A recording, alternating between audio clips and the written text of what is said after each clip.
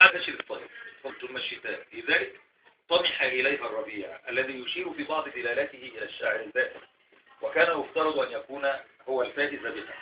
لكن النص يكثر وفق التوقع ليصور انحرافها عنه هو الآخر، بيد أن الربيع لا يزداد خيبة الأمل في صمت كباقي الفصول،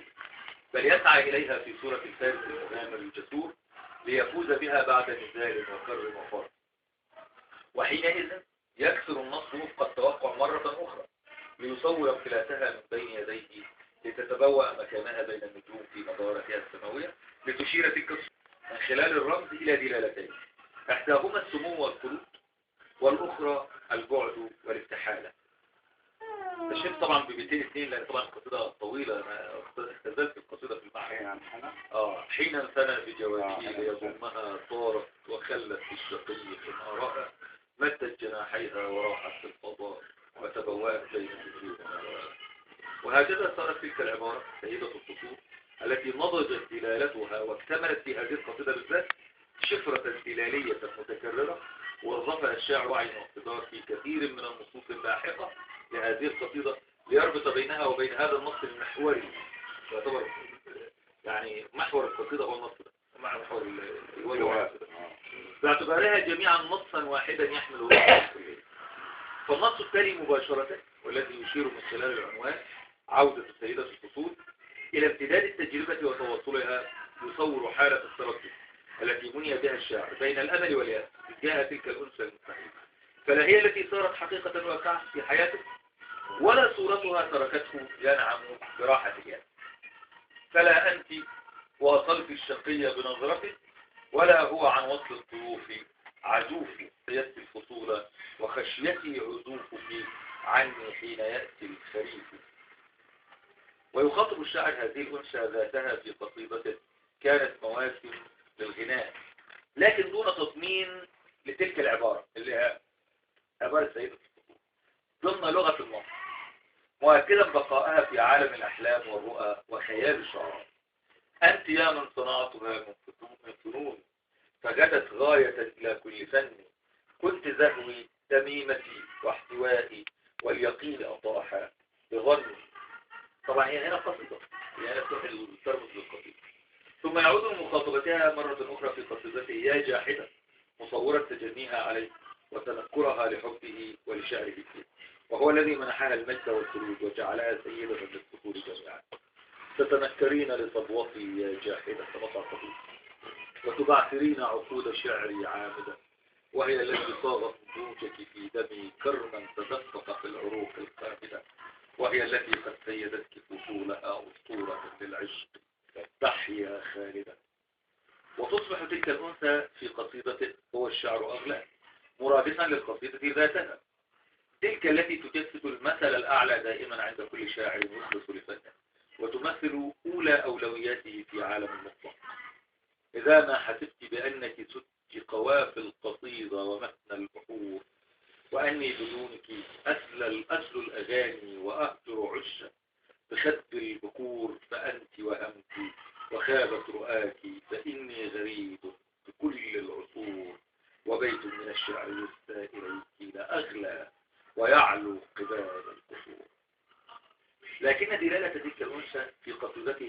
ليلى القاهرية، طبعا ليلى القاهرية في آخر الديوان، تعود لتتماهى مع صورة المدينة في القصيدة الأولى في الديوان اللي هي صيف على ليل المدينة. ويؤسس النص لهذه الدلالة بدءا من شفرة العنوان، من خلال ذلك الترتيب اللغوي المراوغ الذي يجعل من الاسم المنسوب إلى المدينة اللي هو ليلى القاهرية نسبة إلى مدينة القاهرة وصفا لهذه الأنثى القاهرية. هذا فضلا عن أن هذا العنوان بهذه الصيغة لابد أن يستدعي في الأذهان من خلال الطناط اسم ليلى العامرية، وهي التي صارت في التراث رمزا لكل قيم الحب والوفاء والعذرية، لتصبح ليلى القاهرية بالمقابل رمزا للتلون والغدر والانتهازية، مما يمهد للمتلقي الدخول إلى عالم النص الذي يكرس بالفعل بعتبة العنوان، مما يمهد للمتلقي الدخول إلى عالم النص الذي يكرس بالفعل كل تلك الدلالات، فهي التي أنكرت الشاعر وتجاهلت إخلاصه حتى اضطرته إلى أن يرفع إصبعه في وجهها منذرا متوعدا، فتنأى بنا الأيام يوما ونفضل خروجك مني بالضياع والضعف وتبكين عشاقا هواك عشيقة تعانين فقدي حين لا شيء ينفع ويا من تسيدت الفصول جميعها وكل الموانئ في شرائعك تتبع. يعني هذا الكلام اللي طرح هذه هي الدراسة النقدية لكلمة الدكتور لكن حاجة تانية يعني بيقرأ الدراسة بتاعته في هذا الكتاب يعني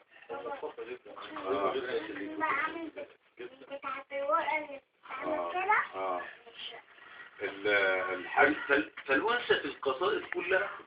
دلالة لم تتحقق في أي قصيدة دلالة تستحيل وتتأبى في كل القصائد سواء رمزت إلى المدينة تحققت في حاجة واحدة بس في الدلالات التي دلت فيها على الشعر ولذلك هو هنا يعترف بقيمة الشعر ويقول له وبيت من الشعر يسدى إليك لأغلى ويعلو قباب الحدود دي الدلالة الوحيدة اللي تحققت لا القصيدة ذاتها اللي هي الأنثى القصيدة تحليل جميل لكن المرأة المدينة أو المرأة الحلمة أو المرأة المثل الأعلى أو المرأة في كل دلالاتها لم تتحقق الحاجة اللي عايز أقولها والحاجة اللي عايزك تقولها الحاجة اللي أنا عايز أقولها إن أنت بتقول دلوقتي المرأة خدت دلالات ولا تتحقق وهي مستحيل سنة 84 أو 83 84 يبقى تعاد خد كم سنة؟ حاجات 30 سنة لا انا عايز اقول حاجه انا عايز اقول حاجه من 30 سنه فاتت كان صدر الديوان بتاعي من وحي عيني وكان قبل منه وكان قبل منه خطوات الامر المعصوم والتجربه لم تكن قد تطورت يعني رؤيتي للمرأة كل فترة معينة بتنضج من وحي عينيها من وحي عينيها قبل هي والبحر مش ده اللي اقصده انا قصدي يعني هو بيقول لك خطوات الامر المعصوم ده قبلهم لا بقول له يعني كان صدر خطوات الامر المعصوم ومن وحي عينيها سنة 83 يعني فطبعا هو الواحد كل فترة معينة رؤيتك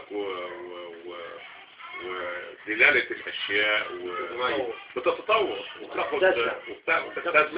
دلالات اكتر مع نضجك مع المفاهيم بتتغير بس يا كوكو عشان هو ولا معذور احنا واخدين جده منه لا معلش هو شاغلين جده عنه هو عايز يقول لك انا موجود يا جد انت بتتكلم وبتكتب في المرحلة 83 بتقول لها ايه داعبت قلبي فتاة فدنا منها فتاة يعني انت ما زلت بتكتب في يعني واخد بالك مراهقة قراءة التجربة هنا يعني لا فكرة معينة حيث بدأ لسه عاوز في فكرة معينة بدأت والفكرة نفسها تغيرت تطورت معلش انا هقول يعني انا عايز اقول في هذه المرحلة كانت عندي يعني بكتب شعر في مرحلة سنية معينة من ضمنها بقول لها بعينيك همس وطرق ودق يعني غزل اهو يعني خد بالك وبقول داعبت قلبي فتاة فدنا منها فتاة خد بالك يعني وقصائد اخرى وخطوط الامر المعصوم صلاح عبد الحافظ ما اعرفش انت تبقى متذكر ولا لا لانه له دراسة هنا في دكتور اسمه صلاح عبد الحافظ لما كتب مسافة الرغبة كتب دراسة نقدية في 83 بعد الهواء كان قارئ خطوط المعصوم انا كنت لسه بقى انا في مرحلة بقى المراهقة والكلام من ده ولكن في حاجة جوه فاشار الى هذه الرؤية بدايتها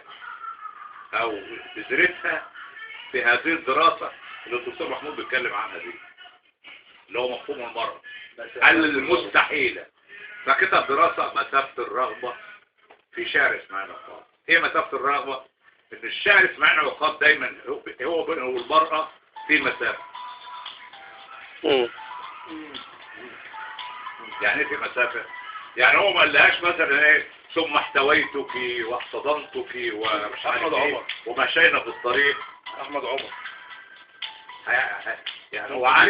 عارف لا خلاص عايز يتفضل يجي اهل المساء واخد بالك يعني يعني بيقول لما هو ما قرا الديوانين دول وبيكتب بيقول ان اسماعيل عقاب في تجاربه لم تكتمل تجربته بعد انثى فهناك مسافه. ايوه اطلع. هو كان بيحرص على هذه المسافه. هو كان بيحرص. انا ما كنتش اعرف انا دي يعني لكن يقول لك اسماعيل عقاب دايما بينه وبين المرأة الشعر في مسافه يعني لم تكتمل التجربه ده لان غيره كان شايف احمل على وصول في خلال 5 دقايق قريب من خلاص لا لان غيره كان شايف ان النصوص الشعر هنا بتمثل تجربه حسيه. انا فاهم رغم ان حتى حسيه لكن على يعني الاقل هذه الصور ان في حسيه فالراجل اكتشف قال لا مش حسيه خالص ده الراجل بيحرص على لا هي ممكن برضه فيها حسيه لكن برضه مش اكتمال. مفيش اكتمال للتجربه العاطفيه هناك برضه مسافه رغبه يعني مش متوائم مع المرأة زي ما يكون بقى هو ماشي معاها بس ايه مش مريحها يعني ممكن يكون خد منها مش عارف ايه او ماشي معاها ولا معاها قصه حب لكن هو مش مستريح هو قلقان ما بيكملش التجربه معاه واخد بالك فكتب الدراسه بتاعته تحت عنوان مسافه الرغبه ان يقول اسماعيل عقاب دايما في قصايده العاطفيه في مسافه بينه وبين المرأة المسافه دي انا مش واخد بالي منها يعني مش عين عليها يعني بس الناقد يرى ما لا يراه الشاعر. لا يعني عايز اقول يعني ايه ان انا مش ماشي بهذه الفلسفه ان انا لما اعرف اقراها ما كملش معاها. لا ما انتش قاصد مش يعني قاصد انت مش قاصد لكن هي جواه الناقد له عين اخرى غير عين انا بكتب شعره لا انا ما بتكلمش عن نقد برضه ما بتكلمش عن نقد بيقول هذه ذات الشاعره لها من مكوناتها من البدايه كده فيها نزعه عنده نزعه ان هو بيبحث عن المرأة المثال من الاول. انت ما كنتش تعرف الحكايه دي لا انا بكتب خلاص انما الملاحظ والقارئ المتابع يعني انا يعني بكتب وخلاص وبحبه وخلاص وبعمل علاقات وخلاص ايوه عايش لكن من جواك في حاله في نموذج مش لاقيه في نموذج ما انتش لاقيه بس في اللاواعي عشان كده ما بيكملش التجارب. حلوه اللاواعي حلوه في اللاواعي كنت ماشي 90% اللاواعي واخد بالك لان اللاواعي دي يعني حاجه لها كلام يعني عايز اقول كلام كبير يعني هي مش فلسفه في حياتك يعني في واحد يبقى حاطط فلسفه في حياته انه ما يتعرفش على امرأة ما يعملش علاقات ده خلاص هو حدد لنفسه اصلا موضوع اللاواعي ده اللاواعي عند الشباب. اتفضل يا استاذ.